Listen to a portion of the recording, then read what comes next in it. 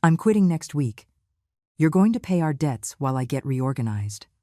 That was the message I received from my daughter-in-law, Clara, that Tuesday morning. No greeting, no explanation, just a command disguised as a heads up. I read each word, feeling the blood rush to my head. I took a deep breath. My fingers trembled over the keyboard. And then I wrote the only thing I should have said years ago. That's your problem. 3 words. Nothing more. I hit send and without a second thought, opened my email and signed the contract for an overseas job starting the following Monday. The next day, my son, Michael, wrote, frantic. But it was too late. I had already made the only decision that would save me. Do you want to know what happened next? Hold on. Because before we get there, you need to understand how I got to that point, how a mother becomes an ATM, how love turns into debt, and how silence, that damned complicit silence, almost killed me. I'm 66 years old. My house smells like fresh coffee from 6 in the morning and lavender candles I light to calm the anxiety no one sees. The walls are covered in photographs where everyone is smiling. Michael hugging Clara on a beach in Cancun that I paid for with my credit card. Clara, in her champagne-colored wedding dress, the most expensive one in the boutique, because according to her, you only get married once. Mother-in-law. There are pictures from birthdays, Thanksgiving dinners, Sundays with the football game on in the background and my food on the table. Everything looked perfect from the outside. But the truth is, every photo was an invoice. Every smile, a reminder of how much it cost me to buy it. I was Irene, the stable one, the one who solved everything, the one who never said no, the one who worked double shifts at the hospital so my son could have a better life than mine. And I succeeded. Michael graduated, got a good job, married Clara. I thought my job was done, that I could finally rest. But on his wedding day, while everyone was toasting, I was in the bathroom calculating how I was going to pay the next 6 months of the mortgage I had co-signed for their apartment. Because they needed a good start. Because Clara wanted a decent place. Because Michael looked at me with those eyes that always disarm me and said, "Mom, just this once. Just this once." That phrase became my sentence. I paid the down payment on the apartment. $10,000 that I took from my retirement savings. "We'll pay you back in 6 months. I promise," Michael said. 2 years passed. I never saw a cent. I covered 3 months of rent when Clara decided her job was toxic and quit without having another one lined up. Just until I find something better, mother-in-law. It took her 8 months. I paid for the car repair, the air conditioner, Clara's new laptop because the old one wasn't working for her projects. Projects I never saw, money that never returned. And every time I asked, every single time I hinted that I needed that money back, the answer was the same. "We're tight. Mom, give me a little more time." Time. As if time paid bills. As if my time was worthless. I started living paycheck to paycheck. I stopped buying clothes. I canceled my gym membership. I stopped going out with my friends because every coffee, every meal was money they might need. I became invisible, a shadow that worked, paid, and disappeared. And the worst part is, I normalized it. I thought that's what being a good mother was. I thought sacrificing myself until I disappeared was love. But that morning, when I saw Clara's message on my phone, something inside me fractured. It wasn't dramatic. There were no tears. Just a quiet click, like when a door closes and you know it will never open again. "I'm quitting next week. You're going to pay our debts while I get reorganized." She didn't even have the decency to ask. She just assumed. As if my entire life was a resource available whenever they needed it. I sat in the kitchen, phone in hand, feeling the exhaustion of years crash down on me all at once. The dirty mugs in the sink, the calendar on the wall, marking the days until my next payday, the electric bill on the table, my entire life reduced to surviving so others could live well. And then I saw it, the email. The one that had arrived 3 days earlier, the one I hadn't dared to open, an overseas job offer, a 6-month contract, good salary, housing included. It started in 1 week. I had applied for it months ago. In one of those moments of desperation where you look for an escape, even if you don't believe it exists. And there it was. The exit. Real. Concrete. waiting. I opened Clara's message again. I read each word, searching for something. Anything. A please. I know this is a lot to ask. A minimal trace of humanity. Nothing. Just the cold demand of someone who never had to fight for anything because someone else was always doing it for her. My fingers moved on their own. That's your problem. Send. And then I opened the job offer email. I read the terms one more time.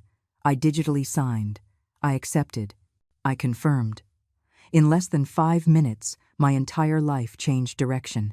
I didn't call Michael. I didn't explain anything. I just started packing. The silence after sending that message was deafening. I stared at the screen, waiting for the 3 dots to appear, indicating Clara was typing, waiting for the retaliation, the guilt trip, the drama. But nothing happened.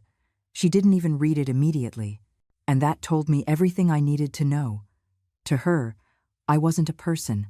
I was a resource, one that was always available, one that never ran out, until that day. I got up from the chair, my knees weak, but my mind strangely clear. I went to my room and pulled the big suitcase out of the closet, the one I hadn't used in years because there was never time for vacations. There was never money for me. There was always an emergency more important than my rest. There was always someone who needed me more than I needed myself. I opened the closet and started pulling out clothes.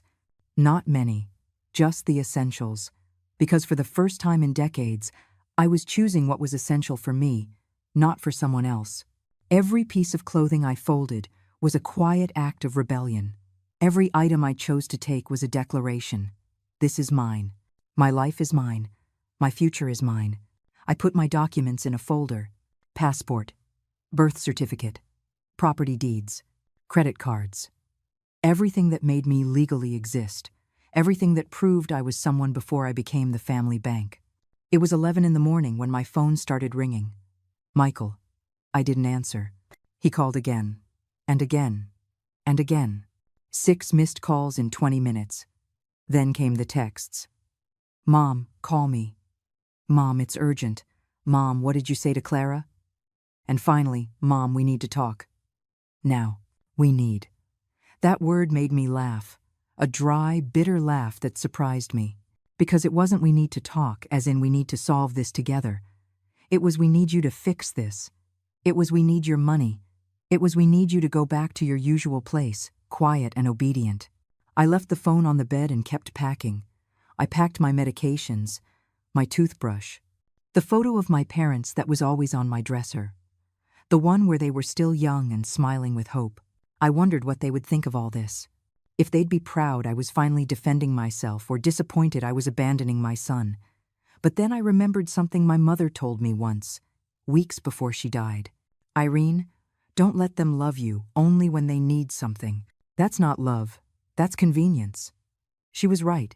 It took me 30 years to understand it, but she was right. The phone wouldn't stop vibrating. More messages. Now from Clara. Irene, I don't understand your attitude. Irene, I thought we could count on you. Irene, this is very selfish of you. Selfish. That word hit me like a slap. Me, who had emptied my accounts to fill theirs. Me, who worked sick so they wouldn't have to worry. Me, who canceled my life to be available when they needed me. Selfish. I picked up the phone and blocked Clara's number. There was no internal drama, no doubt. Just a click, and her name disappeared from my screen. I felt something heavy lift off my chest, as if I'd been carrying a backpack full of rocks for years and someone finally gave me permission to set it down. Michael kept calling. This time I answered. I needed to. I needed to hear his voice to confirm what I already knew. Mom? Finally.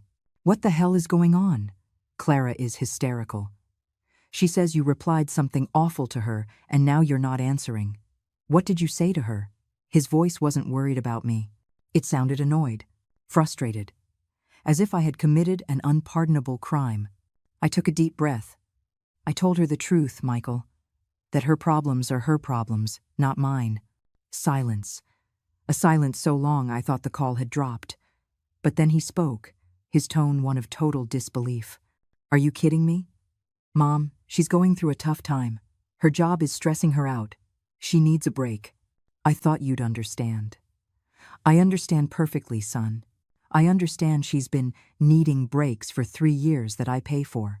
I understand that every time something gets hard, I am the solution. I understand that never, not once, have you two wondered if I also need a break. Mom, don't be dramatic. We've paid you back money. When, Michael? Tell me when. Give me one date. One amount. One single time in these 3 years that you've kept your promise. More silence. Because there was no answer. Because the truth is uncomfortable when it forces you to look in the mirror. Mom, this isn't fair. We're your family. Family is supposed to support each other. You're right. Supposed to. But support isn't a one-way street, son. And I've been walking alone on that street for years while you two drive by in a car. A car I paid for, by the way. I can't believe you're being like this. Clara was right. You've become selfish. That word again. Selfish. As if setting boundaries was a sin. As if saying no more was betrayal. I felt anger rise in my throat. Hot and liberating. You know what's selfish, Michael? Quitting your job with no plan and expecting someone else to pay for your consequences. Selfish is promising to pay back money and never doing it. Selfish is calling your mother only when you need something. So if anyone here is selfish, it's not me. Mom, wait. No, I've waited long enough. I waited for you to mature. I waited for you to become responsible. I waited for you to see me as something more than a bank account. I'm not waiting anymore. What does that mean? What are you going to do? I'm going to live, Michael. Something I haven't done in years. I'm going to work for myself. I'm going to save for myself. I'm going to exist for myself. And you two are going to have to learn to do the same. Work? Where? What are you talking about? I didn't answer him. I just hung up. And this time, when he called back, I didn't answer. I let the phone ring and ring until it gave up. Until it understood that this time was different. That this time, I wasn't going to give in. I finished packing as the sun began to set outside. The golden afternoon light streamed through the window, illuminating the open suitcase on my bed. My entire life fit into one suitcase. And that didn't make me sad. It made me feel free. Because it meant I could leave. That I wasn't tied down. That there was still time to start over. That night, I didn't sleep. I sat in the living room, reviewing my bank accounts on the laptop. One by one, I started making changes. I canceled the additional credit card I had given Michael just for emergencies. Emergencies that included dinners at expensive restaurants and weekends at hotels. I removed my name as co-signer from their apartment. I called the bank and explained the situation. It was easier than I thought. "Are you sure, ma'am?" the representative asked. "Completely," I replied, without hesitation. I changed the passwords on all my accounts. Every click was a lock. Every change was a boundary. Every decision was mine, and mine alone. At 3 a.m, my phone vibrated with a long text from Michael. I read the whole thing. It was a mix of pleading, anger, and manipulation.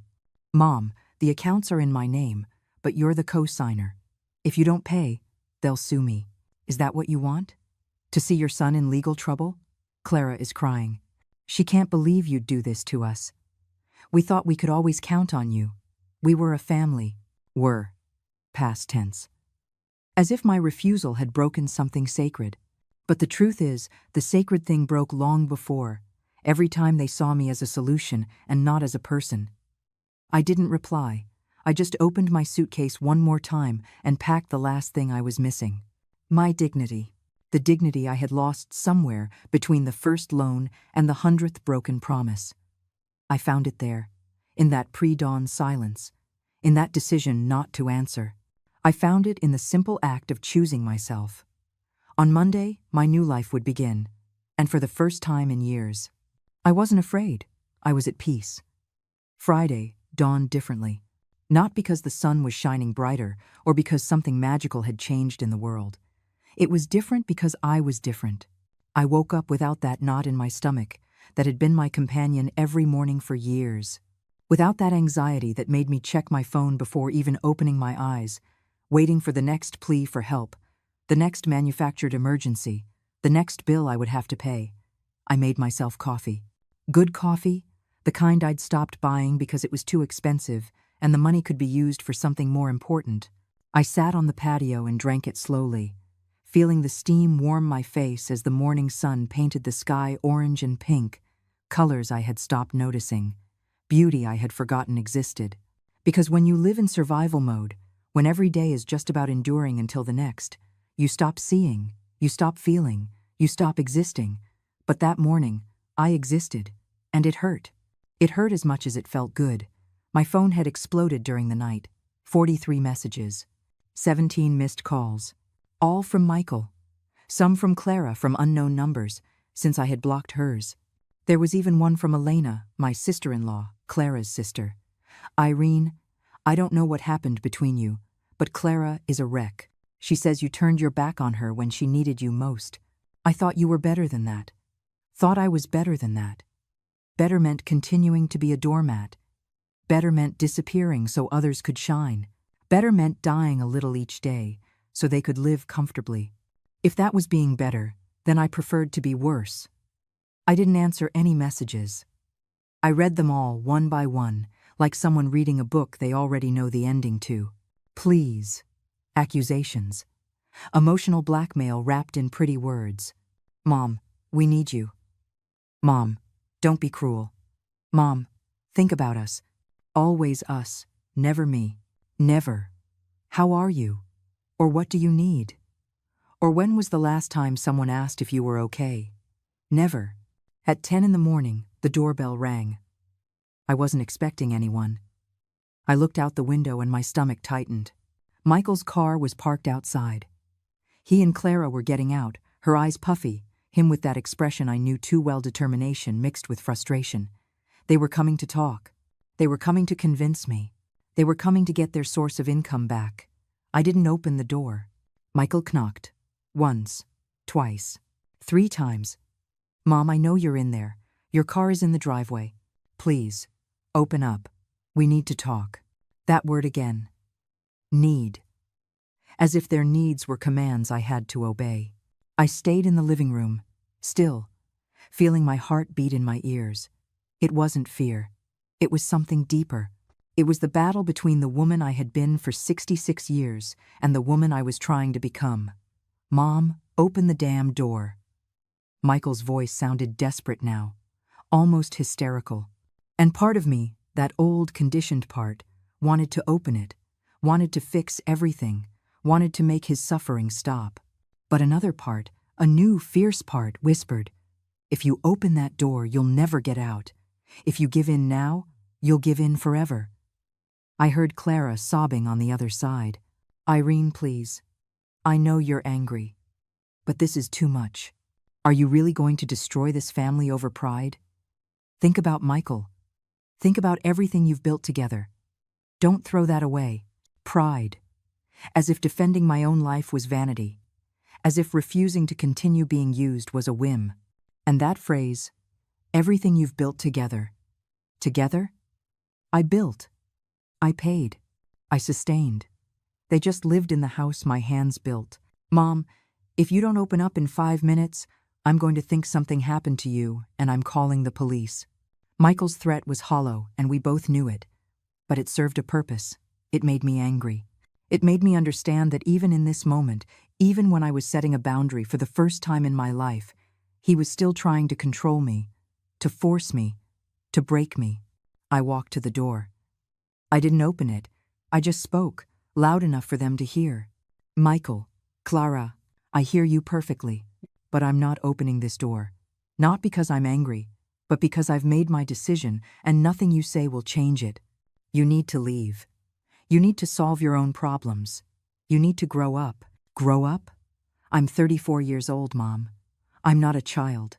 Michael's voice trembled with rage. Then stop acting like one. Stop running to me every time life gets hard. Stop expecting me to solve what you created. This isn't just mine. You co-signed. You said you'd support us. And I did. For 3 years, I did. But support doesn't mean eternal sacrifice, Michael. Support doesn't mean I cease to exist so you can exist. I'm not your co-signer anymore. I'm not your backup plan. I'm not your safety net. You need to learn to swim on your own. Silence. And then Clara spoke. In a cold voice I had never heard from her. You know what? You were right, Michael. Your mom has changed. She's become selfish and bitter. She's probably just having some midlife crisis. Let's go. We're wasting our time here. Midlife crisis. As if waking up was a pathology. As if reclaiming my life was a symptom of madness. I heard them walk away. The car engines start. The tires screech on the pavement. And then, silence. A silence so absolute that for a moment, it scared me. Because for years, my value had been tied to how useful I was. And now, with no one needing me, who was I? I sat on the floor, my back against the door, and I cried. Not from sadness. Not from regret. I cried from relief. I cried because I had just survived the hardest test. I cried because I didn't give in. I cried because, for the first time, I chose my pain over their comfort. And that, I discovered, was revolutionary. The rest of the day, I finalized paperwork. I called my current job and submitted my official resignation. My boss, Dr. Martinez, was surprised. Irene, you're one of our best nurses. Are you sure? I explained I had accepted a temporary contract overseas, an opportunity I couldn't pass up. She understood. She wished me luck. I didn't tell her the rest. I didn't tell her I was saving myself.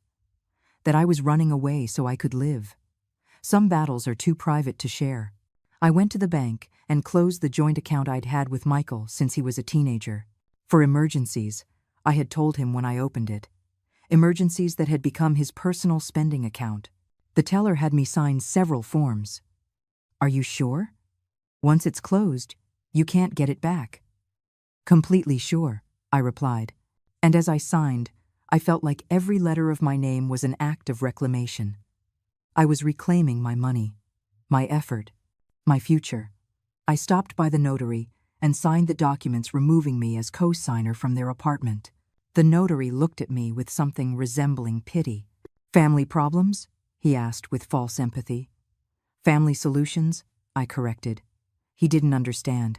It didn't matter. I understood. That evening, I packed the last few things. Cold weather clothes, because it was cold where I was going. Comfortable shoes. Books I never had time to read. A new notebook where I would write everything I was feeling, everything I was discovering about myself. I looked at my house, this place that had been my refuge and my prison. The walls knew every tear, every sleepless night, every bill I paid at that table, every call where I said yes when I wanted to say no more. I had asked my friend Maria to look after the house while I was away. She was the only one I told everything to. The only one who didn't judge me. The only one who said, "It's about time, Irene. It's about time you lived for yourself." Maria would arrive on Sunday to get the keys. I would leave at dawn on Monday, 36 hours. That's all that stood between my old life and my new one. That night, before sleeping, I did something I hadn't done since I was a child. I prayed. I didn't ask for forgiveness. I didn't ask for everything to be okay. I just said thank you. Thank you for the courage. Thank you for the opportunity. Thank you for still being alive to start over. Saturday woke with a knot in my stomach that wasn't fear or regret. It was anticipation. That strange feeling of being on the verge of something huge, something irreversible, something that would change everything forever. I got ready slowly, as if every movement was a ritual. Coffee, shower, clean clothes. Each simple action felt significant because I knew it was one of the last times I would do it in this house as the woman I used to be. Maria arrived mid-morning with a bag of pastries and 2 coffees. We sat in the kitchen, that space where I had prepared 1,000 family dinners, where I had cried in silence while washing dishes, where I had calculated impossible budgets on stained napkins. She looked at me with that mix of pride and worry only true friends can have. "How are you feeling?" she asked, holding her mug with both hands. "Like I'm dying and being born at the same time," I replied with brutal honesty. She nodded. She didn't try to convince me everything would be fine. She didn't give me cheap motivational speeches. She just took my hand and said, "It's okay to feel both. It's okay for it to hurt. The pain means it was real, that you loved deeply. But it also means you're ready for something different. I showed her where the spare keys were, how the finicky water heater worked, which plants needed water every third day, domestic details that felt like goodbyes. "And if Michael comes?" she asked carefully. "Tell him I'm not here. Tell him you don't know when I'll be back. Tell him whatever you want, but don't open the door for him." Maria promised she would be a fortress, that my house would be safe, that I would be safe. After she left, I stayed in the living room, looking at my phone. There were more messages, many more. But there was a new one that froze my blood. It wasn't from Michael or Clara. It was from my sister-in-law Elena again, but this time the tone was different. "Irene, Michael told me what you did. You closed the accounts. You removed yourself as co-signer. You left them alone with all the debts. I can't believe you're so vindictive. Clara is devastated. She had an anxiety attack last night, and they had to take her to the emergency room. This is your fault. I hope you can live with that." My fault. Again. Always my fault. If I helped too much, I was enabling them. If I stopped helping, I was cruel. There was no way to win this game because the rules always changed to keep me losing. I read the message 3 times, waiting to feel guilty, waiting for that old programming to make me run to the hospital. But it didn't happen. Instead, I felt something else, clean and clear. Anger. Clara had an anxiety attack. And I had lived with insomnia for 3 years. I had lived with tachycardia every time the phone rang. I had been forced to take blood pressure medication because my body couldn't handle the stress of holding up 3 lives. But that was never an emergency. That never warranted anyone running to save me. Because I was strong. I could handle it. I couldn't break. Because if I broke, everything would fall. Well, I had broken. And I discovered that when you break in the right way, you become something new, something stronger. Something that no longer lets itself be stepped on. I didn't reply to Elena's message. Instead, I did something I had been putting off. I wrote a letter, not to send, just to get everything out. To give shape to this tornado of emotions that had consumed me for years. "Michael, when you were born, I swore I would give you everything. And I did. I gave you education, opportunities, unconditional love. But at some point, I confused loving you with disappearing for you. I thought being a good mother meant having no boundaries. I thought loving you meant not loving myself. I was wrong. Love doesn't destroy. Love doesn't consume until there's nothing left. That's not love. It's misunderstood sacrifice. And I'm not going to sacrifice myself anymore. Not because I don't love you, but because I am finally loving myself. I hope one day you understand. I hope one day you thank me for teaching you that people are not infinite resources, that we all have a limit, and that it's okay to say, this far and no further. Your mother, Irene. I folded the letter and put it in my suitcase. Maybe one day I would send it, maybe never, but writing it was enough. It was like vomiting poison, like cleaning an infected wound. It hurt, but it was the pain of healing, not of destruction. The phone rang. Michael again. This time, I answered. I needed to do it one last time. I needed to close this chapter with my own words. "Mom, thank God. Listen, Clara is really bad. We took her to the hospital last night. The doctors say it's severe stress. This has to matter to you.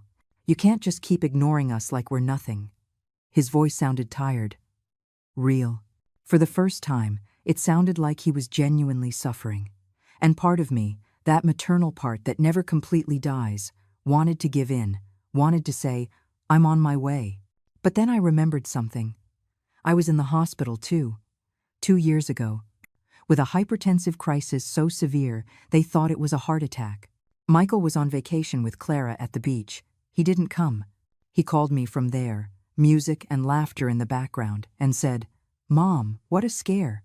But you're okay now, right? It's just that we already paid for the whole trip, and we can't cancel." I was alone in that hospital. Maria was the one who picked me up. Maria was the one who stayed with me. "Michael, I'm sorry Clara is unwell.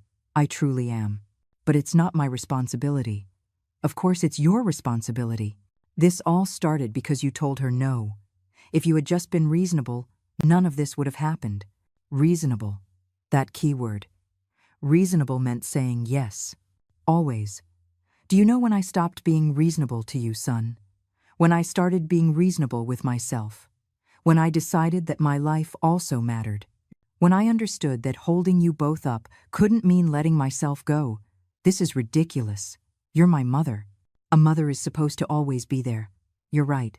A mother is always there. But where were you when I needed you? When was the last time you asked me how I was? When was the last time you offered me help without me having to beg for it? When was the last time you thought of me as anything other than a solution to your problems? Silence. Long. Heavy. And then, in a voice I had never heard from him, he said, "I can't believe you're abandoning us like this. Mom, we need you. I know, Michael. But I need me too. And for too long, you won that competition. Not anymore. What does that mean? Are you just going to disappear? Are you going to act like we don't exist? It means I'm going to live my life. It means I'm going to work for myself. It means that when you call me, if you call me, it will be because you want to talk to me, not because you need something from me. It means I'm not your plan B anymore. I'm not your safety net. I'm just Irene. And Irene deserves to exist, too. I don't understand anything you're saying. You talk as if we've been bad to you, as if we don't appreciate you. That's not fair. You're right about one thing. It's not fair. It wasn't fair to me. But I'm not looking for justice anymore. I'm just looking for peace. And I found it. It's in saying no. It's in leaving. It's in choosing myself for the first time in 66 years. Leaving? Where are you going? Nowhere you need to know. Nowhere you can find me until I'm ready to be found. Mom, wait. But I didn't wait. I hung up. And this time, I turned the phone off completely. Not blocked, not silenced, off. Because I needed total silence. I needed my head to stop hearing their voices. I needed space to hear my own. That afternoon, I walked around the neighborhood. I passed Mrs. Aurora's house, my lifelong neighbor. She was watering the plants in her yard. She saw me and smiled. "Irene, how strange to see you out on a Saturday. You're always so busy." "Not anymore," I replied. "I'm not going to be busy with things that aren't mine anymore." She tilted her head, confused, but didn't ask further. She just said, "I'm glad. You look tired lately." Too tired for someone who should be enjoying life. She was right. 66 years old, and I had never enjoyed anything. There was always something more important. Always someone more urgent. Always a reason to postpone myself. Well, there were no more reasons. No more excuses. No more later. There was only now. And now, I chose to live. Sunday dawned with a strange calm, like the stillness right before a storm or just after it passes. I was in the middle. The storm had been my entire previous life. What was coming was unknown. And for the first time, the unknown didn't terrify me. It called to me. I spent the morning checking every corner of the house, making sure everything was in order for Maria. I left written instructions in the kitchen. I paid 3 months of utilities in advance. I emptied the refrigerator of anything that could spoil. Each task was mechanical, automatic, but also symbolic. I was closing doors. I was saying goodbye to the version of me that had inhabited these spaces for decades. At noon, as I was folding the last of the clean towels, I heard a car pull up outside. My heart sped up. I looked out the window and saw something I didn't expect. It wasn't Michael. It was Eulalia, my younger sister. We didn't talk much. She lived her own busy life in another city, with her own problems, her own dramas. But there she was, getting out of her car with 2 bags of takeout food. I opened the door before she could knock. We looked at each other in silence for a moment. Her eyes were red, as if she had been crying on the drive over. "Michael called me," she said finally. "He told me his version of everything." Then I called Maria, and she told me the truth. I came as soon as I could. I let her in. We put the food on the kitchen table. Tacos, rice, beans, everything we used to eat when we were girls and Mom would treat us on Sundays. We sat across from each other, and for a moment, neither of us spoke. We just ate. And in that shared silence, there was more understanding than in 1,000 conversations. Are you really leaving tomorrow? Eulalia asked, wiping her mouth with a napkin. Yes. Flight's at 6 in the morning. And Michael knows. He knows I'm leaving. He doesn't know where or for how long. And he won't know until I'm ready. Eulalia nodded slowly, processing. Then she said something I didn't expect. You should have done this years ago. I watched you disappear, little by little. I watched you become a shadow. I wanted to say something 1,000 times. But I thought it wasn't my place. I thought you knew what you were doing. But now I understand you didn't. No one taught you how to say no. Mom didn't know how. Grandma didn't know how. We all learned that love is measured by how much you empty yourself for others. Her words hit me with a truth so profound, I felt my eyes well up with tears. She was right. I came from generations of women who sacrificed themselves into non-existence. Women who believed their value was in how useful they were. Women who died having lived for everyone but themselves. And I was repeating the pattern, until now. I don't want my granddaughters to learn this, Eulalia said, her voice breaking. I don't want them to think that loving means erasing yourself. That's why, even though it hurts to see you go, I'm proud of you. You're breaking the curse, Irene. You're teaching them something no one taught us. We hugged. A long, tight hug that said everything words couldn't. When we pulled apart, she took something out of her purse. An envelope. Open this when you're on the plane, she said. It's just something I wrote last night, so you don't feel alone on the way. She stayed until dusk. We talked about everything and nothing. About our childhood, about Mom, about the mistakes we repeat without realizing it, about how hard it is to unlearn what you're taught from the cradle. And when she finally left, she hugged me again and whispered in my ear, "Fly high, sister. And don't look back until you're ready." That night, my last night in that house, I couldn't sleep. Not from anxiety, but from that strange energy that comes when you know your life is about to split in two. The before and the after. I stayed awake in the living room, with a cup of chamomile tea, looking at the photographs on the walls. So many frozen moments. So many smiles that cost tears no one saw. There was a photo of Michael at 5 years old, hugging me with that pure innocence only children have. I wondered at what point that boy, who loved me unconditionally, turned into the man who only called when he needed something. I wondered if it was my fault. For teaching him that I would always be available. For not teaching him that mothers have limits too. For raising a son who expected everything and knew how to give nothing.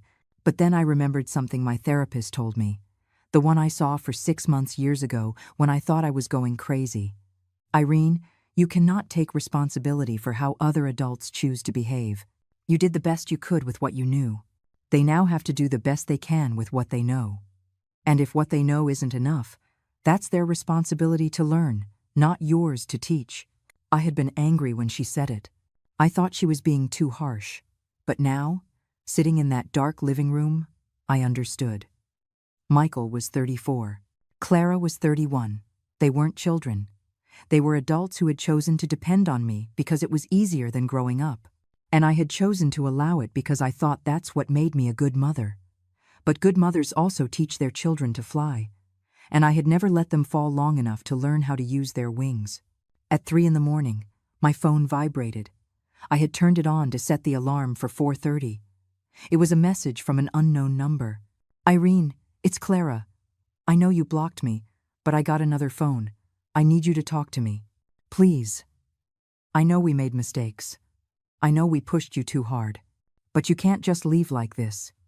You can't leave us in this situation. The debts are in Michael's name. If we don't pay, he's going to have legal problems. Is that really what you want for your son? Are you really going to let him get sued because you're mad at us? Please. Irene, just this one more time. I promise after this we will never ask you for anything again. I swear. I read the entire message. Every word was a perfectly designed manipulation. The guilt, the veiled threat, the false promise. Just this one more time. The same old phrase, the same lie wrapped in urgency, the same trap I had fallen into 100 times. But this time, something in me was different. This time, I read that message and I didn't feel panic. I felt clarity. Because I finally understood something fundamental. Their consequences were not my responsibility. Michael signed for those debts. Clara quit her job. They made adult decisions, and now they had to face adult results. And I was not going to rescue them from their own lives. I wrote a reply. Short, clear, final. Clara, I understand you're scared. I understand the situation is difficult. But you created this situation, not me. I just financed your decisions for too long. I won't do it anymore. There are solutions. Michael can work extra hours. You can find another job. You can sell things. You can get bank loans. You can do what millions of people do when they have debt. What you cannot do is keep expecting me to solve what you created. I wish you the best. But my answer is no, and it will remain no.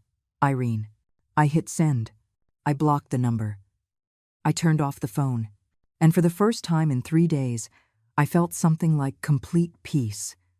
It wasn't happiness. Not yet. It wasn't euphoria. It was simply the absence of that suffocating weight I had carried for years. It was the silence after the constant noise. It was space to breathe. I got in the shower. I let the hot water run over me for long minutes. I cried in there, under the water, where no one could hear me. I cried for the woman I was, for all the lost years, for all the times I said yes when I wanted to scream no, for all the nights I fell asleep with my stomach tight with anxiety, for all the versions of me I had to kill to survive. I cried for them. I released them. I let them go down the drain with the water. When I got out, I looked at myself in the fogged-up mirror. I was 66 years old, wrinkles around my eyes, gray hair I no longer bothered to dye, tired skin, but my eyes had something new, something I hadn't seen in years. Determination, strength, life. I got dressed in comfortable clothes for the trip, black pants, a gray blouse, a green sweater, because it was cold where I was going, comfortable shoes, nothing fancy, nothing to impress anyone, just functional clothes for a woman who was going to start over. The alarm went off at 4:30 in the morning, but I was already awake. I had spent the last hour sitting on the edge of my bed, staring at the closed suitcase by the door, feeling how every minute brought me closer to that point of no return. It wasn't fear I felt. It was something deeper. It was the awareness that in a few hours, the woman I had been my entire life would cease to exist. And the woman I would become was still a mystery. I made one last coffee in that kitchen I knew by heart. Every mug in its place. Every teaspoon exactly where it always was. There was order in that house, but it was an order built on internal chaos. It was external perfection hiding an internal collapse. I drank the coffee slowly, savoring each sip as if it were a farewell ritual. Because it was. At 5:15, the taxi I had ordered the night before arrived. The driver was an older man, the kind who has seen enough of life not to ask unnecessary questions. He helped me with my suitcase. I gave my house one last look. The lights were off. The curtains were drawn. Everything was silent. As if the house itself knew something was ending. As if it too needed to rest from everything it had witnessed within those walls. "To the airport?" the driver asked. "To the airport," I confirmed. And when the car pulled away, I didn't look back. Not because it was easy, but because I knew that if I looked, if I saw that house fading in the rearview mirror, I might falter, and I couldn't afford to falter. Not now. Not when I was so close to saving myself. The drive to the airport was silent. The city was still asleep. The streets were empty. The traffic lights changed for no one. Everything had that dreamlike quality that pre-dawn hours have, as if the world were on pause, and in a way, my world was on pause. I was in that liminal space between who I was and who I would be, between familiar pain and unknown freedom. We arrived at the airport at 5:40. I checked my bag. The counter agent smiled at me with that professional kindness of those who work in the early morning. "Business or pleasure?" she asked as she printed my boarding pass. I thought about it. It was neither. It was a trip of survival, a rescue mission, a journey of rebirth. Pleasure, I finally lied. Because if all went well, eventually it would be true.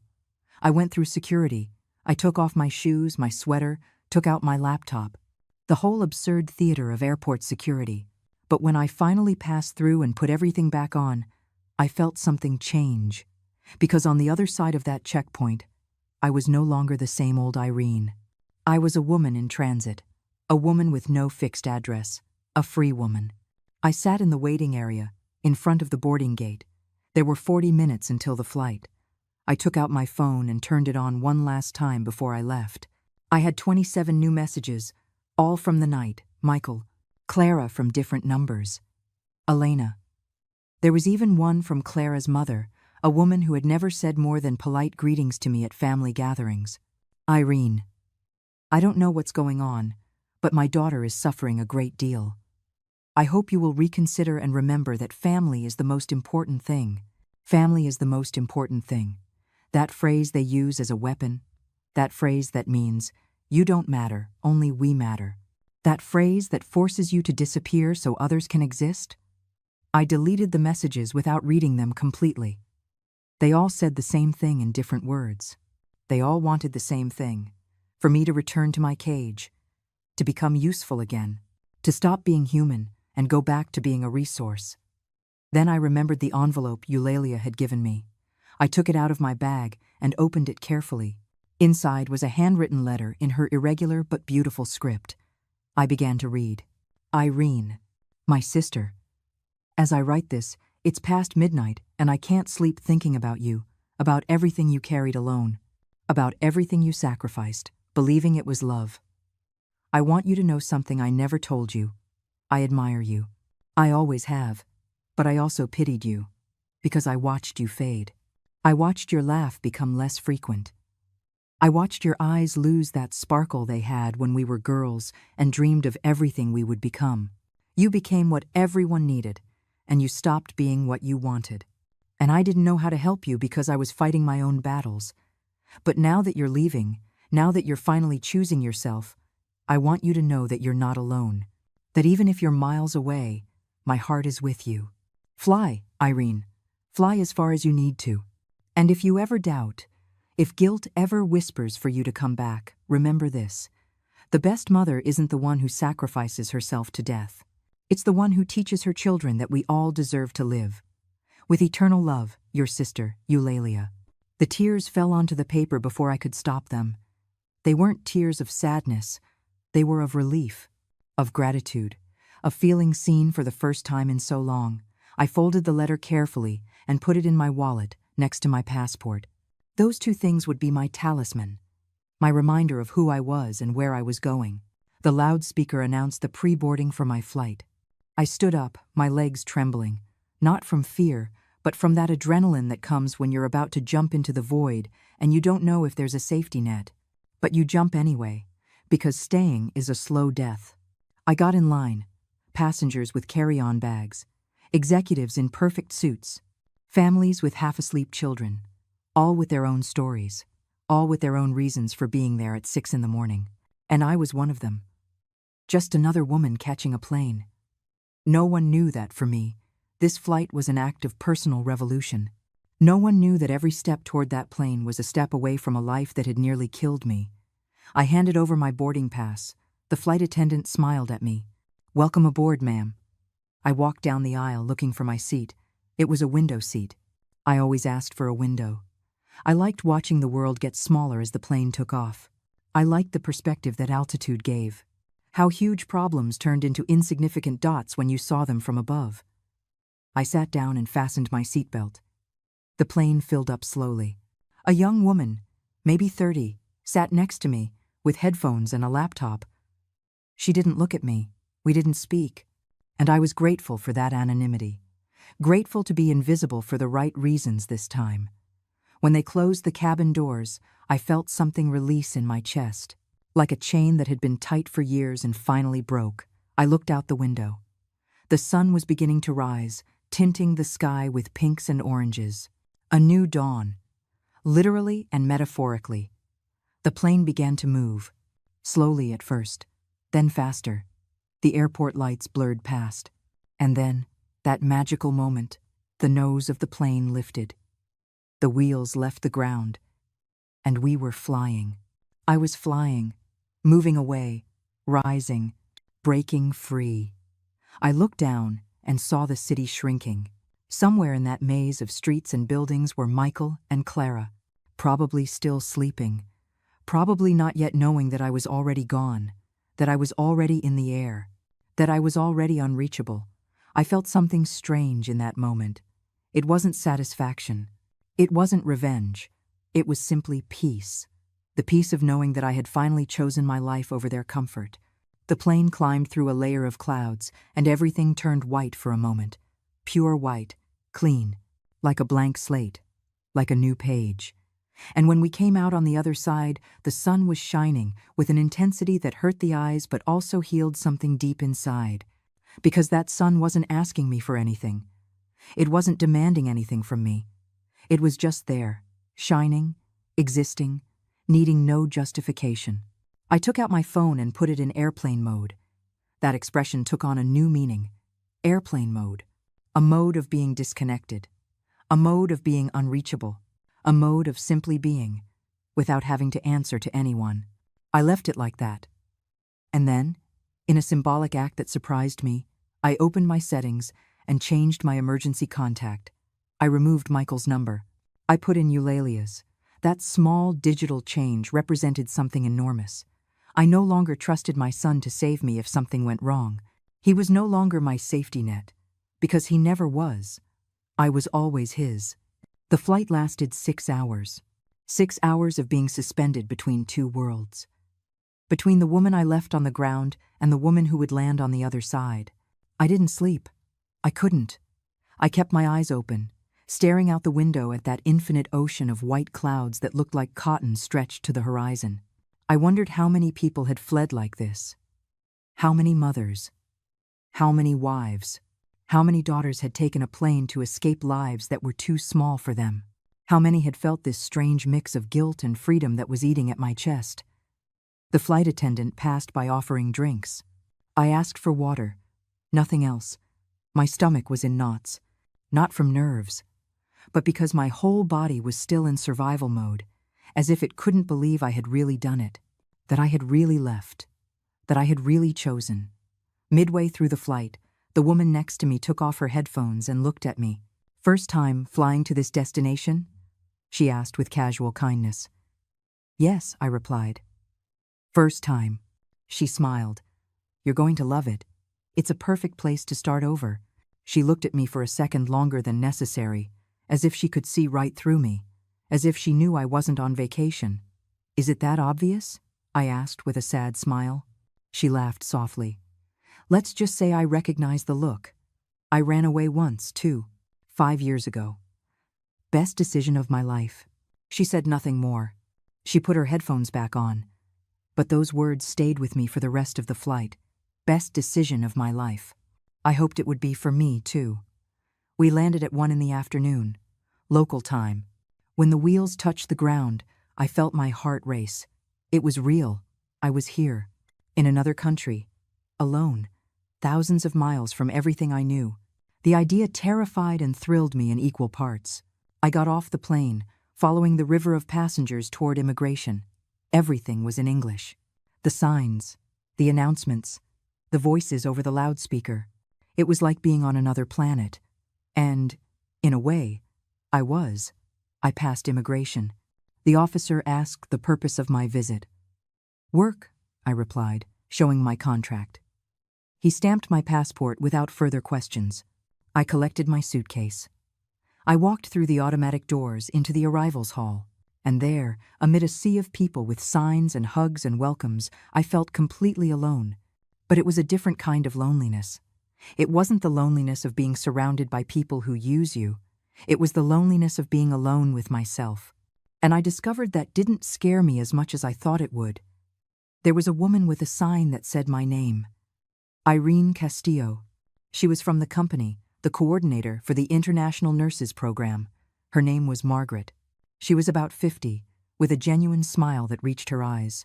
"Welcome," she said, her accent thick. "Long trip, right? Let's get you to your apartment so you can rest." I thanked her, a lump in my throat. Kindness with no expectations. Help with no strings attached. It was something I had forgotten existed. The apartment was small but clean. A 3-story building in a quiet part of the city.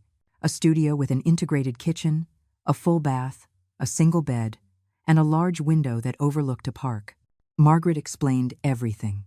How the heater worked, where the building's laundry room was, what days they picked up the trash, mundane details that felt monumental because they were mine.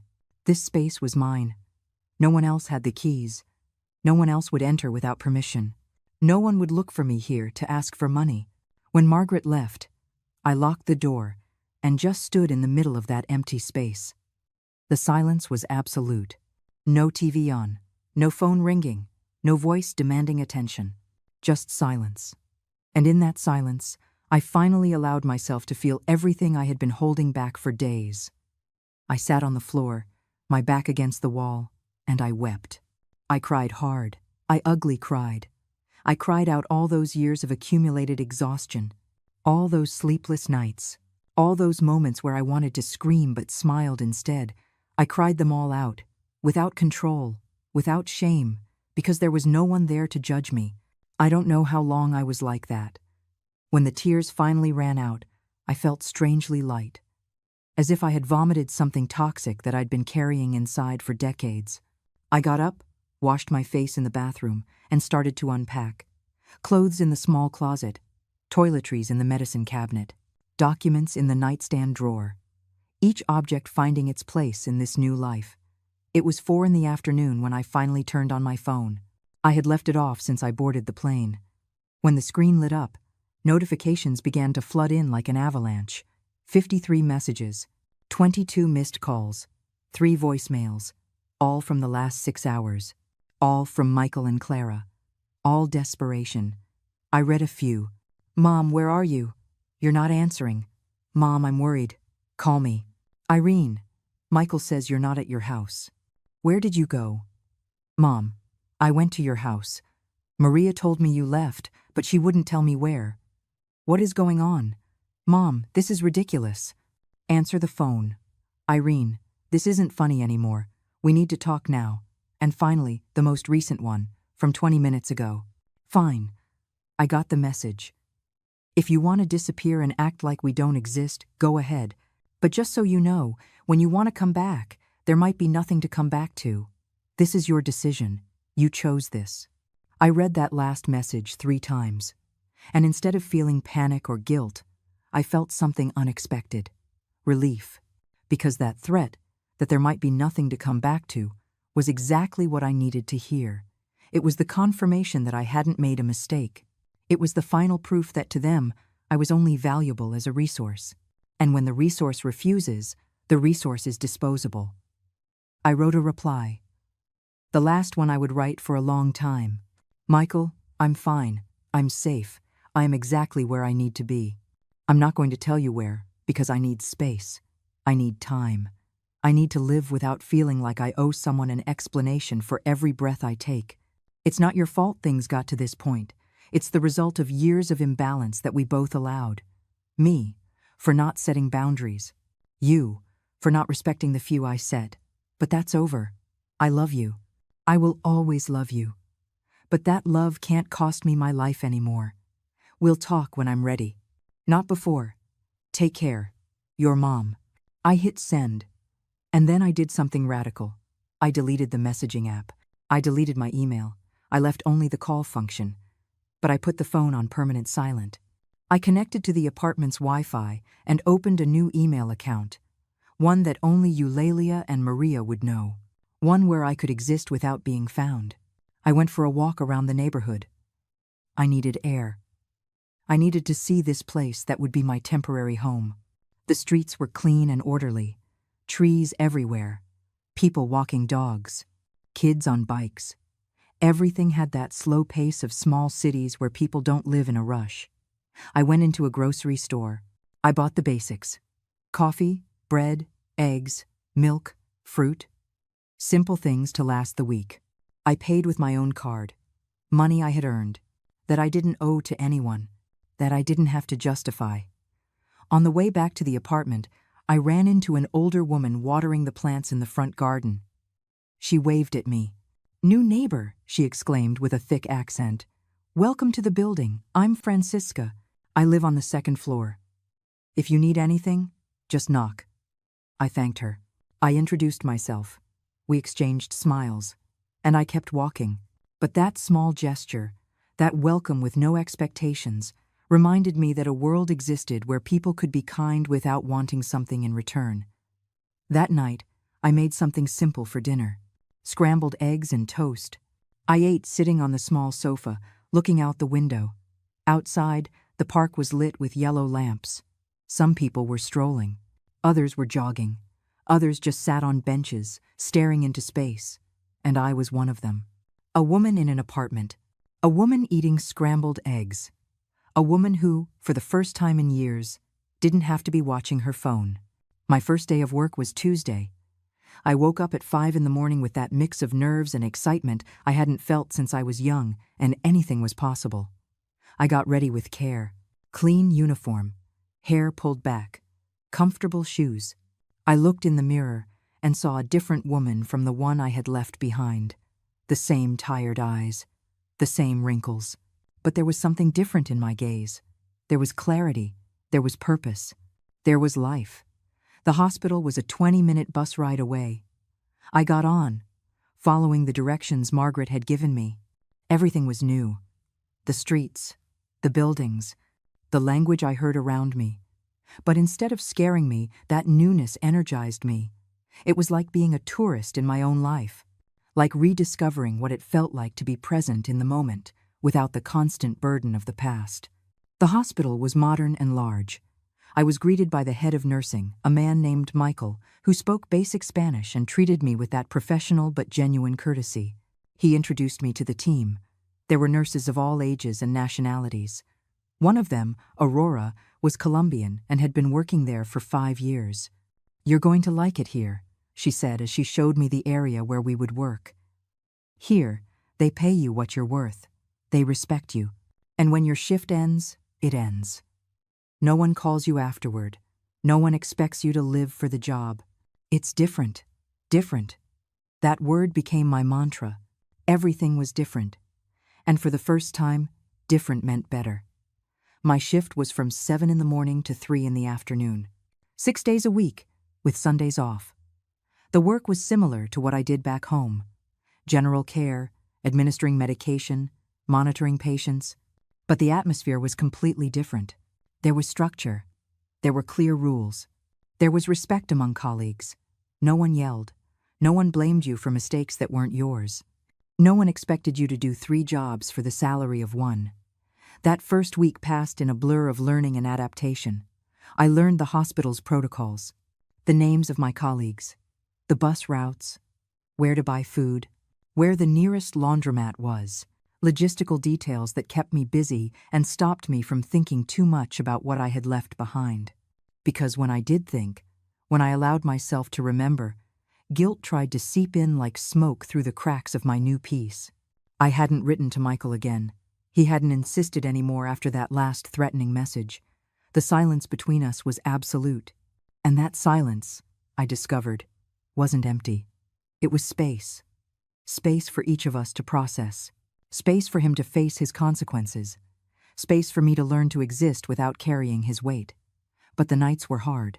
When I got back to the apartment and closed the door, when the noise of the day died down and it was just me, that's where the real battle took place. I would sit on the sofa with a cup of tea and stare at the phone. I would check it compulsively, waiting for, I don't know what, a message of apology, a call where they finally understood, some sign that they missed me as a person and not just as a solution. But there was nothing, and that nothingness hurt in a strange way. It hurt because it confirmed what I had always suspected but never wanted to accept. When I stopped being useful, I stopped being necessary. On Friday of my first week, Aurora invited me for coffee after our shift. We went to a small cafe near the hospital. She ordered a cappuccino. I ordered an Americano. We sat by the window, and for a while, we just drank in comfortable silence. Then she spoke. "Are you running from something or to something?" she asked, with no preamble. The question hit me with its honesty. "A bit of both," I admitted. I ran from a family that was slowly killing me, and I came toward, I don't know, toward the possibility of finding myself. Aurora nodded as if she understood perfectly. I ran from a marriage, she confessed. 20 years married to a man who made me believe I was nothing without him. One day, I woke up and realized I had been his shadow for so long. I had forgotten what the light felt like. So I came here. No plan, no money, just pure courage. It was the most terrifying and the most liberating thing I've ever done. She stared into her cup. The first few months were awful. I cried every night. I felt guilty for leaving him. I felt selfish for choosing myself.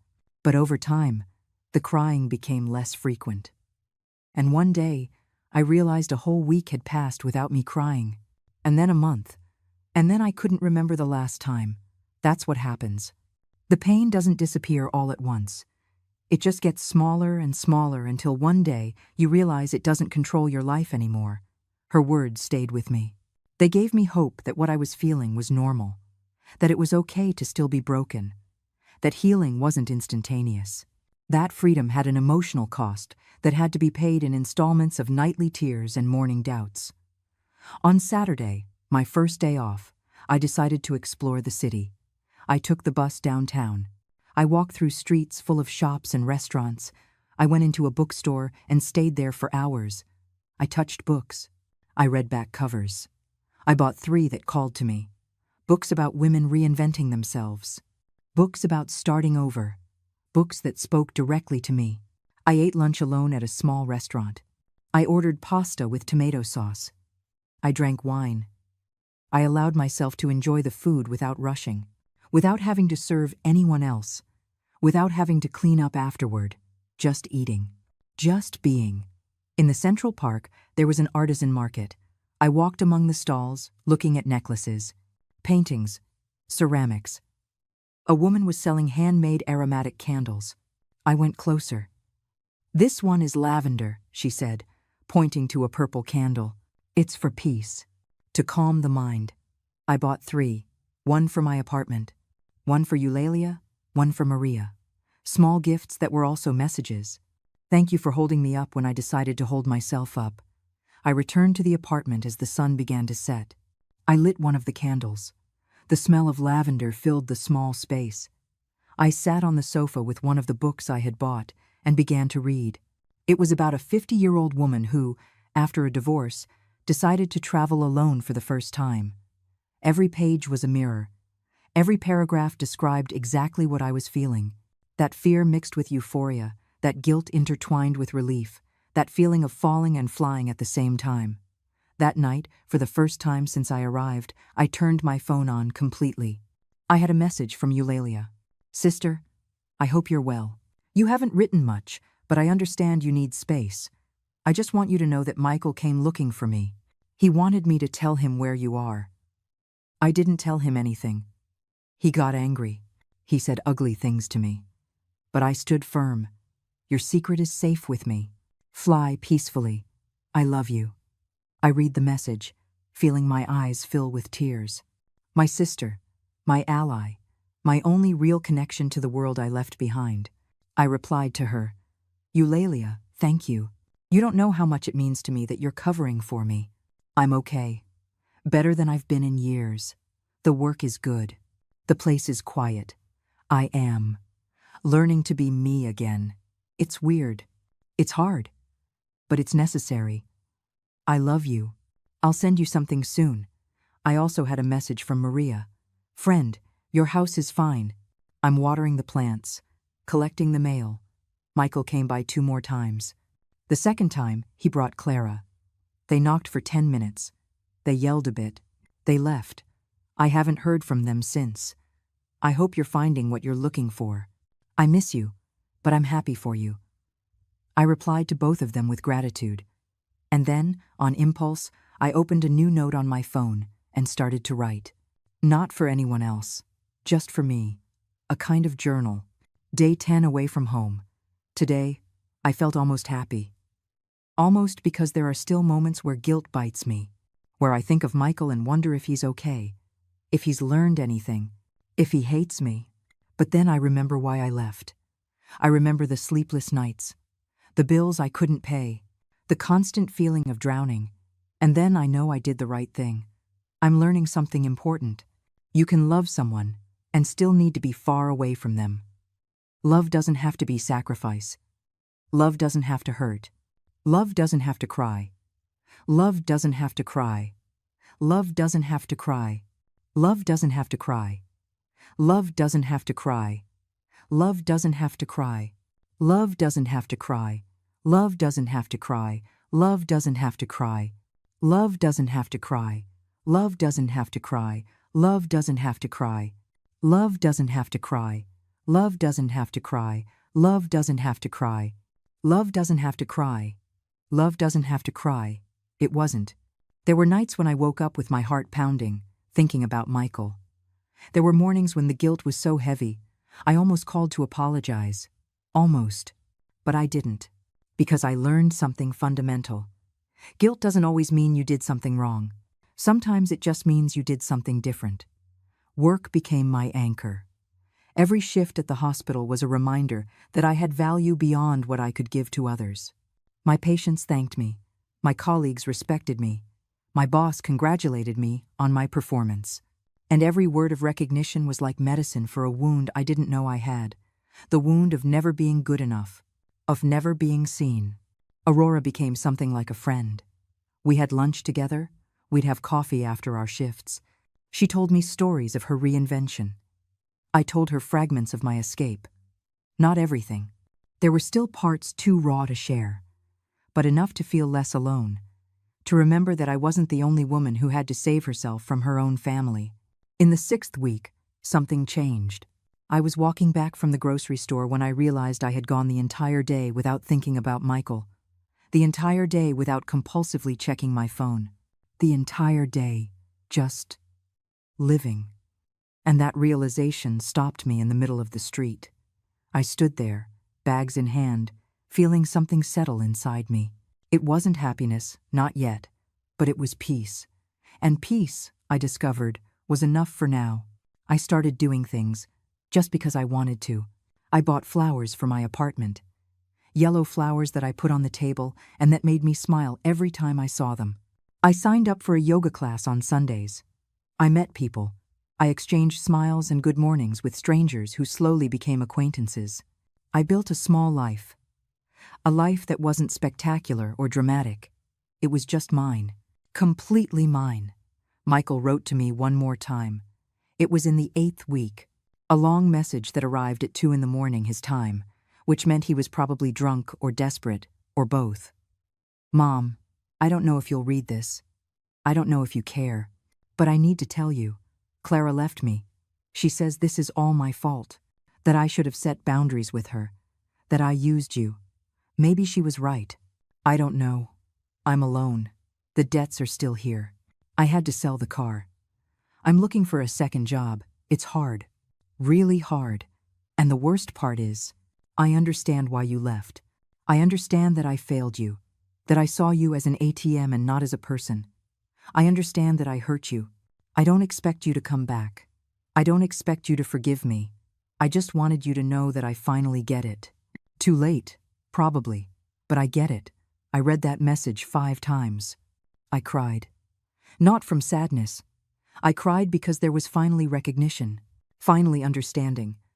Finally my son saw me. I didn't reply right away. I let his words settle. I let my heart process. And 2 days later, I wrote back. Michael, thank you for that message. It means more than you know. I love you. I have always loved you. But that love almost killed me. Not because it was bad, but because it was unequal. I needed to leave to learn to love myself. And you needed me to leave to learn to stand on your own. I don't know when I'll be back. I don't know if I'll be back. But I know this distance is saving us both. Be strong. Learn. Grow. Your mom. There were no more messages after that. And that was okay. Because some conversations don't need an immediate continuation. Some just need to exist as breaking points. As markers of before and after. Now, sitting in my small apartment with a cup of coffee and the window open, letting in the cold air of this December morning, I can say something I never thought I would. I'm okay. Not perfect, not completely healed, but okay. I have a job that gives me purpose. I have a space that is only mine. I have days where I don't think about the past. And I have something I haven't had in decades. Hope. Hope that life can still surprise me. That there is still time to be who I was always meant to be. That message I received 3 months ago ended everything.